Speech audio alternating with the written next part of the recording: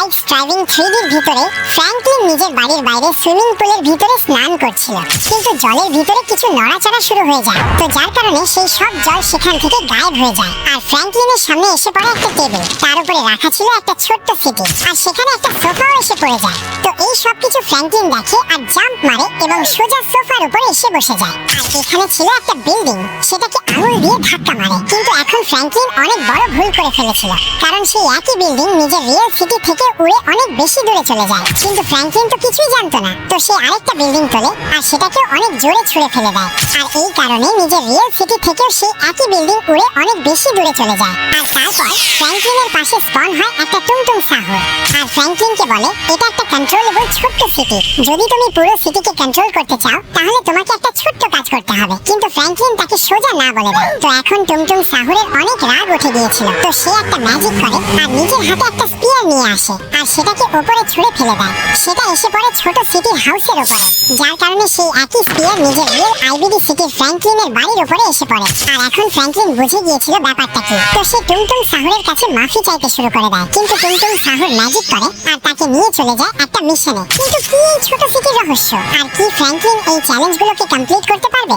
আর এর থেকে কি হতে চলেছে অনেক ইন্টারেস্টিং ভিডিও, তাই 5000 লাইক করে দাও, সাবস্ক্রাইব করে দাও। চলো শুরু করি, লেটস গো। মহা রেস আয়োজন আজ হতে চলেছে।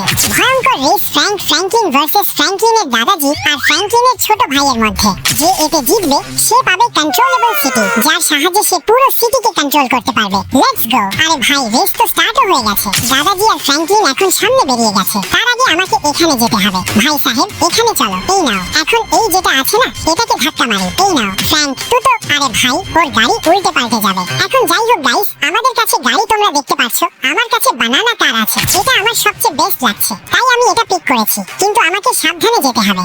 আরে ইয়ার, এটা কি চালাচ্ছে ফ্লিঙ্ক? ভাই, এটা তো অনেক বেশি শক্তিশালী ড্রাইভার মনে হচ্ছে, আমি এক্সপেক্ট করিনি এত জোরে চালাবে। কিন্তু আমাদের সেখানে পর্যন্ত যেতে হবে, অনেক ডেঞ্জার রাস্তা ভাই, লিটারালি অনেক টাইম লাগবে। কিন্তু আমার গাড়ি উল্টে গেছে। না না, তাড়াতাড়ি সোজা হয়ে যায় আর এখন সবাই সামনে বেরিয়ে যাবে এইভাবে। আরে এটা আমার জন্য ওয়েট করছে। আরে ভালো কথা ভাই, ফ্র্যাঙ্ক তো নিজের ভাই, তাই এটা ভাবলো চলো ওয়েট করি। কিন্তু এটা ওয়েট করবে না। এটা কি চালাচ্ছে দেখছো? এর কাছে জম্বি হেড কার আছে। আর দাদাজি কোথায় থেকে গেল? উনি তো অনেক পিছনে থেকে গেল স্কেলেটন ওয়ালা কার নিয়ে। কিন্তু চলো এখন দেখি এতে কে যেতে। এখানে তোমরা দেখতে পাচ্ছ আমি একে ওভারটেক তো করে ফেলেছি। লেব্রা কি বলছে? এখন বলছিল না আমিই জিতবো, কিন্তু চলো পিছনে থেকে গেছে। কিন্তু না ইয়ার, এটা অনেক জোরে চালাচ্ছিল, আমি এখনই দেখলাম। এটা দেখো কিভাবে জোরে চালাতে শুরু করলো। আরে ভাই, আরামে চালাও, নিচে পড়ে যাবে। একবার যদি নিচে পড়ে যায় না, তাহলে অনেক কষ্টে উপরে আসবে। চলো ইয়ার, এখানে সাবধানে যেতে হবে। আরে এটা কি ওড়াচ্ছে? এটা তো নিচে পড়বে ভাই, এই সব কাজের জন্যই এটা নিচে যাবে। দেখছো, এটা গেল।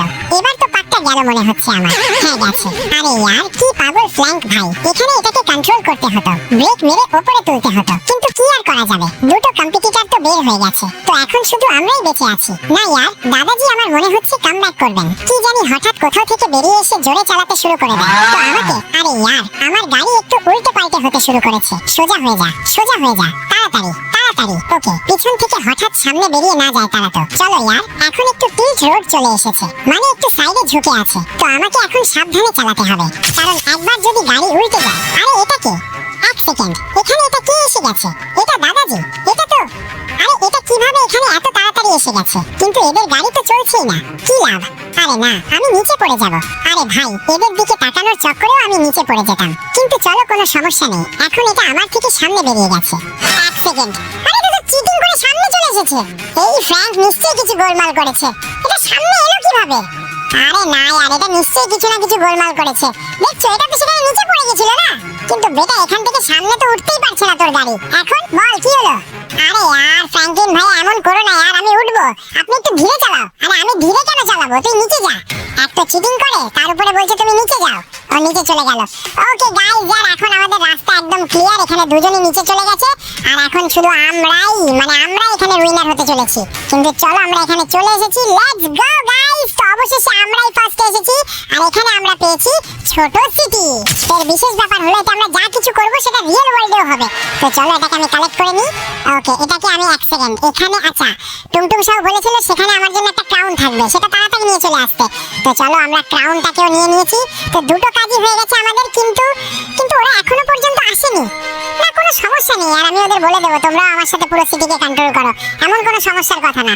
তো চলো আর গাইস, আমি বাড়িতে চলে এসেছি, এখন ওদের আমি ডেকে নিয়েছিলাম, তো ওদের আসার ওয়েট করি। আর এখন আমি পুরো সিটিকে এখানে রেখে দিয়েছি। তো চলো গাইস, এখন মজা আসতে চলেছে। তোমরা ভাবো আমরা এতে কি কি করতে পারি, লেটস গো। তো ফ্র্যাঙ্কলিন, ফ্র্যাঙ্ক আর দাদাজি তিনজনই সেখানে এসে বসে গেছিল। তোরা ভাবছে কি করা যায়।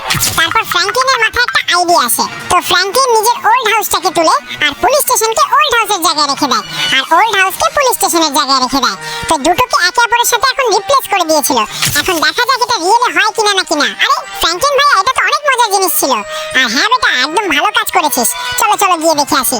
এক সেকেন্ড, আরে পুলিশ স্টেশন দেখানি আছে। ওরা ওকে, ওটা উড়ে চলে গেল আর এর জায়গায় চলে এসেছে এই হাউস। ও ভাই, মানে এই জিনিসটা কাজ করছে লিটারালি ভাই। আমাদের পুলিশ স্টেশন আমাদের ওল্ড হাউসের জায়গায় চলে গেছে আর ওল্ড হাউস চলে এসেছে এখন পুলিশ স্টেশনের জায়গায়।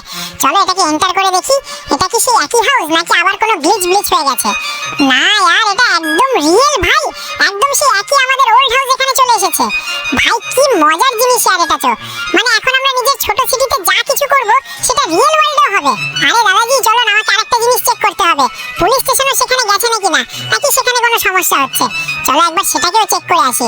ভাই যদি এমন হয় তাহলে ভাবো আমরা কি কি না করতে পারি। সিটিতে কালার করা, লাইট লাগানো, নতুন বিল্ডিং লাগানো আর নিজের বাড়িটাকে একদম গোল্ডেন বানিয়ে দিতে পারি।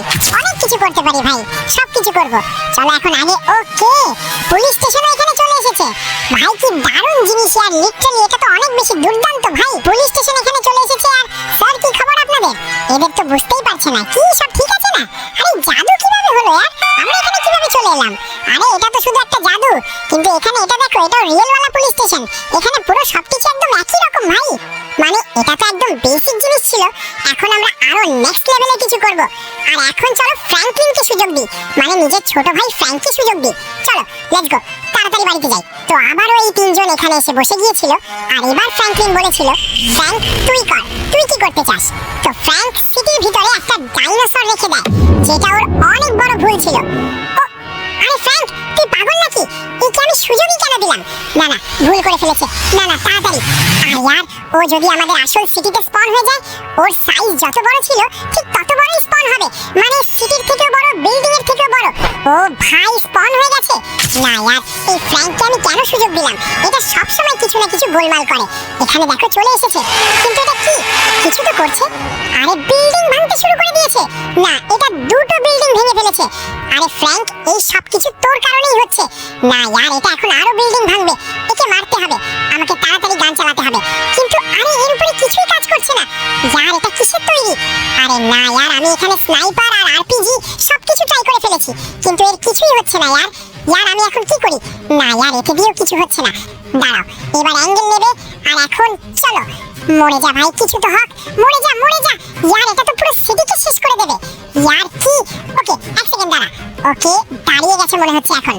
ওকে এটা এখন কিছু করছে না। ওকে গাইস, তো এখন আমরা একে থামিয়ে দিয়েছি, কিন্তু আমরা কি একে টেম করতে পারি? দাঁড়াও এখন চেক করি। ও গাইস, यार লিটারালি আমরা একে টেম করে ফেলেছি। আর এখন আমরা একে যেখানে নিয়ে যেতে চাই সেখানে নিয়ে যেতে পারি। এখন আমরা একে কন্ট্রোল করছি। ভাই কি দারুণ জিনিস यार, লিটারালি এটা দেখে মজা এসে গেল। তো চলো আরে একটা কাজ করি না, এটা তো জুরাসিক পার্কের ভিতরে থাকে, তাই একে জুরাসিক পার্কেই ছেড়ে দিয়ে আসি। হ্যাঁ সেটাই ঠিক হবে, যা খুশি করবে নিজের মতো করে করবে। তো চলো একে সোজা জুরাসিক পার্কে নিয়ে যাই, লেটস গো। এবার পালা চলে এসেছিল দাদাজির, আর দাদাজি খুব দারুণ একটা জিনিস করলেন। সোজা একটা বরফের গোলা রেখে দিলেন, যার কারণে সিটি পুরো ঠান্ডা হয়ে যাবে। আর এটা দেখে ছোট ভাই আর ফ্র্যাঙ্কলিন দুজনেই অনেক বেশি খুশি হয়ে গিয়েছিল। আরে ভাই यार দাদাজি, এটা তো একদম দারুণ জিনিস। আরে বেটা আমি জানতাম অনেক গরম লাগছিল না, এখন দেখো একদম কুল হয়ে গেছে না। আরে হ্যাঁ यार, এটা তো একদম দারুণ। এখন অলমোস্ট 42-43 ডিগ্রি টেম্পারেচার চলছিল, আর এখন অলমোস্ট 30 হয়ে গেছে মাত্র 10 সেকেন্ডের ভিতরে।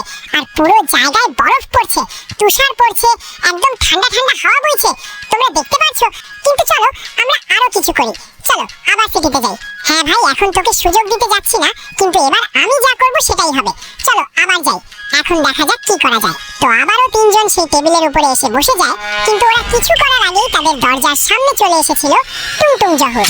তো সে ম্যাজিক করে আর একটা বড় স্টেরয়েড তাদের উপরে ছুঁড়ে ফেলে দেয়।